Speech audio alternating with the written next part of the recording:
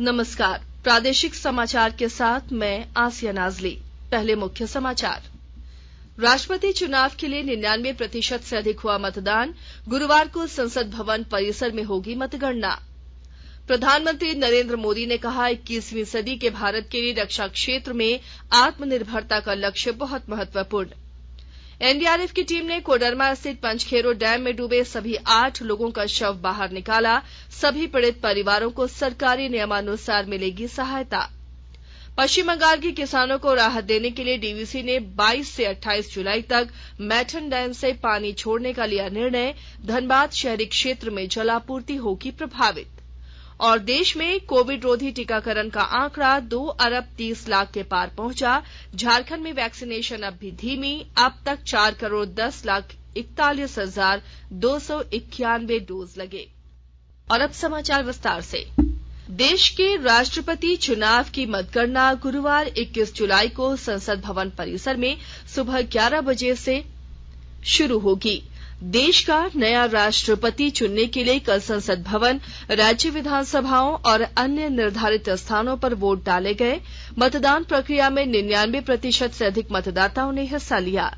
संसद भवन परिसर में मीडिया को संबोधित करते हुए मुख्य चुनाव अधिकारी और राज्यसभा के महासचिव पीसी मोदी ने कहा कि देश भर से मतपेटियां संसद भवन परिसर में लाई जा रही हैं। मतपेटियां हवाई अड्डे से संसद भवन लाने के लिए सुरक्षा के सभी प्रबंध किए गए हैं। आपको बता दें कि राष्ट्रपति रामनाथ कोविंद का कार्यकाल 24 जुलाई को समाप्त हो जाएगा। झारखंड के पूर्व राज्यपाल द्रौपदी मुर्मू एनडीए के राष्ट्रपति पद की उम्मीदवार हैं, जबकि पूर्व केंद्रीय मंत्री यशवंत सिन्हा विपक्षी उम्मीदवार के रूप में चुनाव लड़ रहे हैं। इधर झारखंड में कल विधानसभा परिसर में राष्ट्रपति की चुनाव प्रक्रिया संपन्न हुई। राज्य के 80 विधायकों और 20 सांसदों ने मतदान किया। सबसे पहले बीजेपी के विधायक अनंत ओझा ने अपना वोट दिया। इसके बाद आजसू प्रमुख सुदेश महतो, बाबूलाल मरांडी समेत अन्य विधायकों ने मतदान किया। दोपहर में मुख्यमंत्री हेमंत सोरेन ने वोट डाला। उन्होंने कहा कि पार्टी के निर्णय के अनुरूप वोटिंग हुई है। झामुमो से राज्यसभा के लिए निर्वाचित डॉक्टर महुआ माझी और भाजपा के आदित्य साहू ने कल राज्यसभा सदस्य के रूप में शपथ ग्रहण किया। डॉक्टर माझी अलग राज्य बनने के बाद राज्यसभा के लिए निर्वाचित पहली झारखंडी महिला सांसद हैं। महुआ माझी के शपथ ग्रहण करने पर मुख्यमंत्री ने उन्हें बधाई देते हुए उम्मीद जताई कि महुआ माझी संसद में झारखंड के गरीब, वंचित, आदिवासी, दलित, पिछड़े, अल्पसंख्यक, युवा, महिला और किसानों से जुड़े मुद्दों को उठाएंगी। आदित्य साहू को भी प्रदेश के भाजपा नेताओं ने बधाई दी है। प्रधानमंत्री नरेंद्र मोदी ने कहा है कि 21वीं सदी के भारत के लिए रक्षा क्षेत्र में आत्मनिर्भरता का लक्ष्य बहुत महत्वपूर्ण है। श्री मोदी ने कल नई दिल्ली में नौसेना नवाचार और स्वदेशीकरण संगठन संगोष्ठी स्वावलंबन को संबोधित किया। श्री मोदी ने कहा कि आत्मनिर्भर नौसेना के लिए पहले स्वावलंबन संगोष्ठी का आयोजन इस दिशा में एक महत्वपूर्ण कदम है। उन्होंने कहा कि भारत की आजादी के 100 वर्ष पूरा होने के अवसर पर भारतीय नौसेना को अभूतपूर्व ऊंचाइयों पर ले जाने का लक्ष्य होना चाहिए। उन्होंने कहा कि 75वीं स्वदेशी प्रौद्योगिकी बनाना पहला कदम है और इसमें लगातार वृद्धि होनी चाहिए। उपराष्ट्रपति चुनाव के लिए नामांकन भरने का आज अंतिम दिन है। विपक्ष की उम्मीदवार मार्गरेट अल्वा आज नामांकन दाखिल करेंगी। इससे पूर्व राष्ट्रीय जनतांत्रिक गठबंधन एनडीए के उम्मीदवार जगदीप धनखड़ ने कल नामांकन दाखिल किया। उन्होंने प्रधानमंत्री नरेंद्र मोदी, केंद्रीय मंत्री अमित शाह, राजनाथ सिंह और नितिन गडकरी और कई एनडीए नेताओं की उपस्थिति में पर्चा भरा।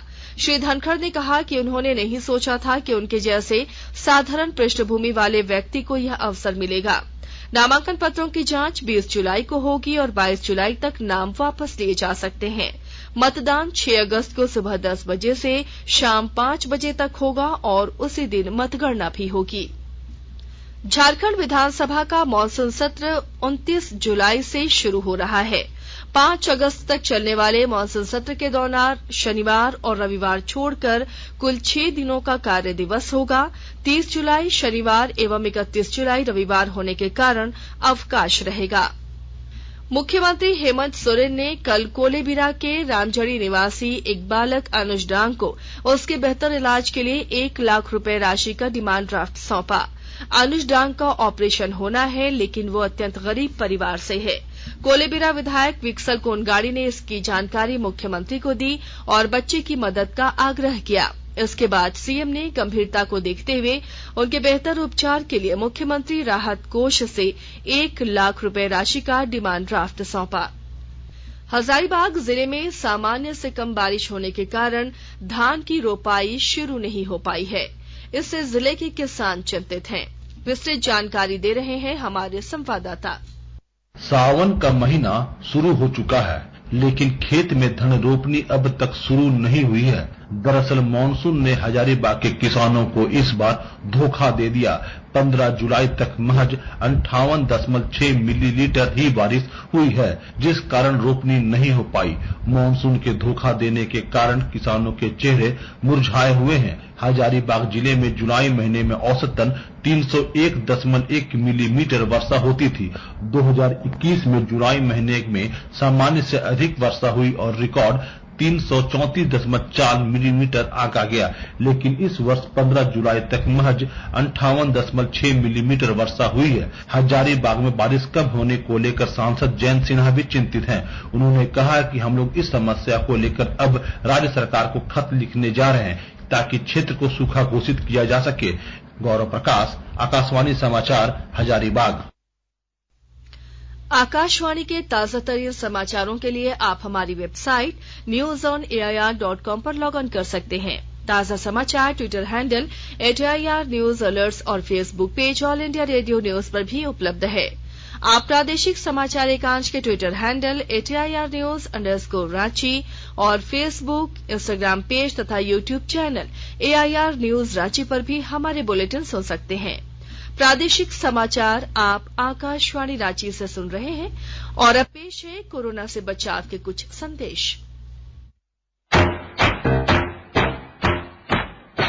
चलो एक शुरुआत करें, चलो एक फैसला आज करें, मास्क नहीं तो टोकेंगे, कोरोना को रोकेंगे। चलो एक वादा करते हैं, चलो कुछ वादा करते हैं, मास्क नहीं तो टोकेंगे, कोरोना को रोकेंगे। भारत सरकार द्वारा जनहित में जारी। कोविड-19 से बचाव और सुरक्षित रहने के 3 उपाय। मास्क लगाएं, 2 गज दूरी है जरूरी, सुरक्षित दूरी रखें, हाथ और मुंह साफ रखें। प्रादेशिक समाचार में आपका एक बार फिर से स्वागत है। कोडरमा के मरकच्चो प्रखंड के पंचखेरो डैम में डूबे सभी 8 लोगों का शव बाहर निकाल लिया गया है। आज सुबह एनडीआरएफ के रेस्क्यू ऑपरेशन में 2 शवों को डैम से बाहर निकाला गया, जबकि सोमवार को दिन भर चले रेस्क्यू ऑपरेशन में 6 लोगों के शव को निकाला गया था। एनडीआरएफ के इंस्पेक्टर सरोज कुमार ने बताया कि सभी शव डैम के बीचों बीच पानी के नीचे झाड़ियों में फंसे थे, जिन्हें निकालने में गोताखोरों को काफी मेहनत करनी पड़ी। गिरिडीह जिले के खोरी महुआ के एसडीओ धनंजय कुमार ने बताया कि मुख्यमंत्री ने इस मामले में संज्ञान लिया है और सरकार के दिशा निर्देश के अनुसार पूरे परिवार को राहत पहुंचाई जाएगी। आपको बता दें कि रविवार को गिरिडीह जिले के राजधनवार के 9 लोग घूमने के लिए पंचखेरो डैम आए थे और नौकायान के दौरान नाव पलट गई। उसमें सवार 8 लोग पानी में डूब गए, जबकि परिवार का एक सदस्य और नाविक ने तैरकर अपनी जान बचाई।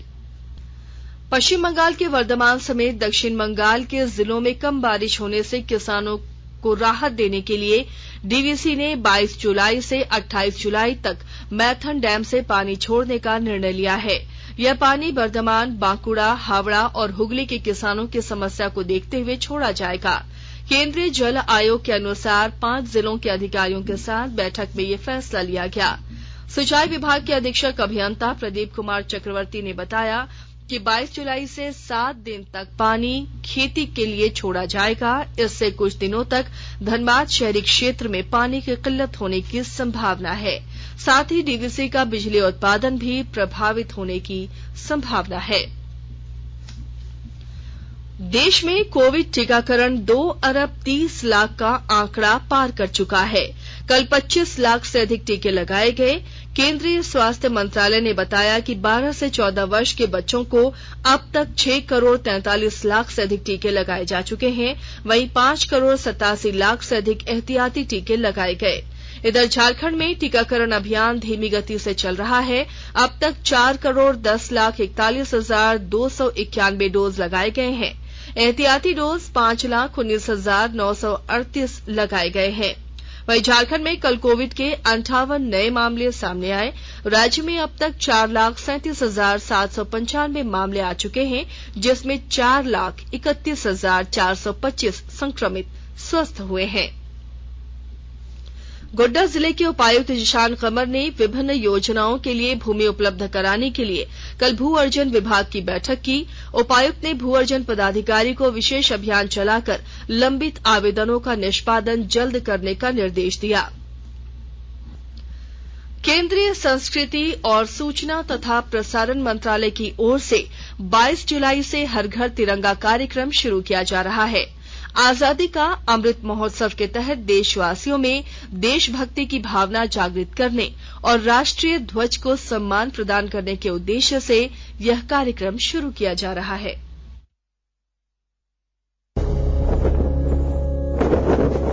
अब हर घर की छत पर शान से फहरेगा तिरंगा। गुनगुनाए जाएंगे नव विकास के गीत। आन बान शान का प्रतीक राष्ट्र ध्वज तिरंगा। आइए आजादी के अमृत महोत्सव के पावन अवसर पर इस स्वाधीनता दिवस हर घर फहराते हैं तिरंगा और लेते हैं भव्य और सशक्त भारत के निर्माण का संकल्प। आइए हर घर फहराएं तिरंगा।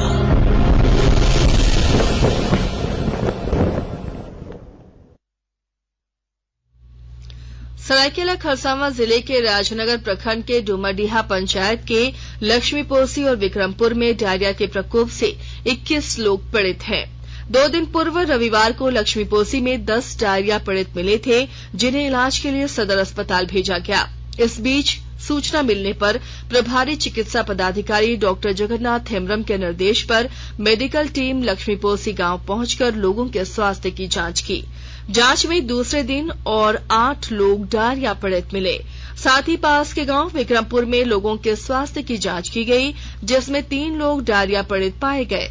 सभी का इलाज सदर अस्पताल सरायकेला में चल रहा है। चिकित्सकों ने कहा है कि स्थिति अभी नियंत्रण में है।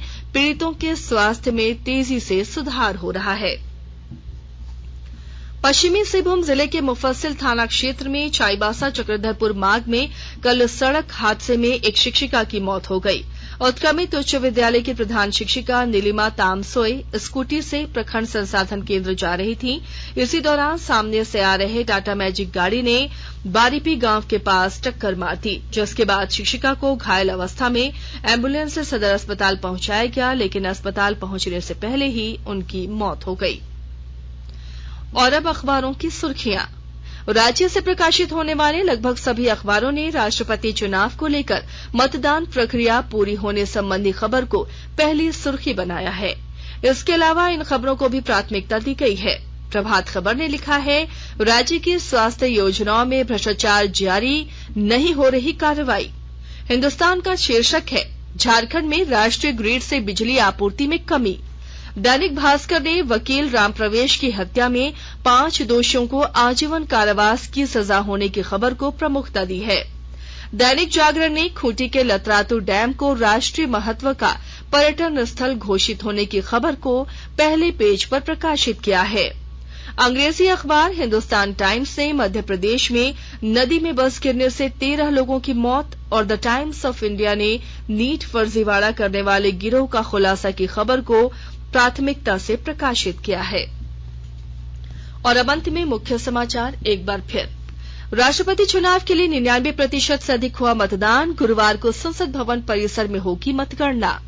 प्रधानमंत्री नरेंद्र मोदी ने कहा, 21वीं सदी के भारत के लिए रक्षा क्षेत्र में आत्मनिर्भरता का लक्ष्य बहुत महत्वपूर्ण। एनडीआरएफ की टीम ने कोडरमा स्थित पंचखेरो डैम में डूबे सभी 8 लोगों का शव निकाला बाहर। सभी पीड़ित परिवारों को सरकारी नियमानुसार मिलेगी सहायता।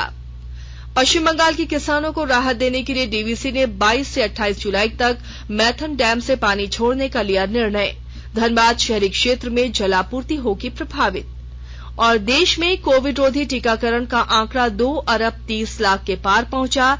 झारखंड में वैक्सीनेशन अब भी धीमी। इसके साथ ही आकाशवाणी रांची से प्रादेशिक समाचार का ये बुलेटिन समाप्त हुआ।